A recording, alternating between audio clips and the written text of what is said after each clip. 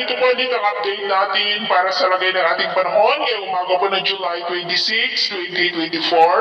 2024 na kung saan sa ngayon ay nasa kalupaan na po ng bansang China ang bagyong si Karina, pero nananatili pa rin na malakas ang bugsa ng habagat na patuloy pa rin po itong hinahatak na siya pong nagpapaulan ngayon dyan sa may Ilocos Region, Benguet, Central Luzon, ilang bahagi ng Metro Manila at Mimaropa. Sa samantala, ang dating bagyong si Butchoy naman ay tuluyan na po na nalusaw, pero mayroon pong LPA na nabuo at nagbabanta na po na papasok dito po sa ating area of responsibility. Sa ngayon ay nasa far line na po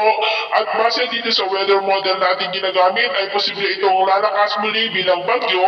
between 3 to 5 days at kung ganap na itong bagyo ay tatawagin po sa local name na bagyong Dindo. Hindi pa naman ito nakitaan ng landfall scenario, pero patuloy pa rin natin nababantayan dahil posible pa po itong magbago at hahatakin ulit dito ang habagat. At ito nga pinapakita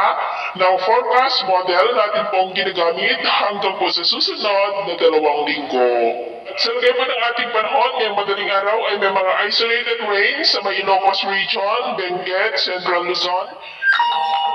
na lamang ng Metro Manila, Mimaropa, Sorsogon, Iloilo, Hodosulu at Davao. At mamaya ay sisikat po ang araw sa malaking bahagi ng bansa, lalo na po dyan sa may Visayas at Mindanao. Pero dahil sa habagat ay muulap ang kalangitan with isolated light to heavy rains pa rin dyan sa ilang bahagi ng Ilocos Region,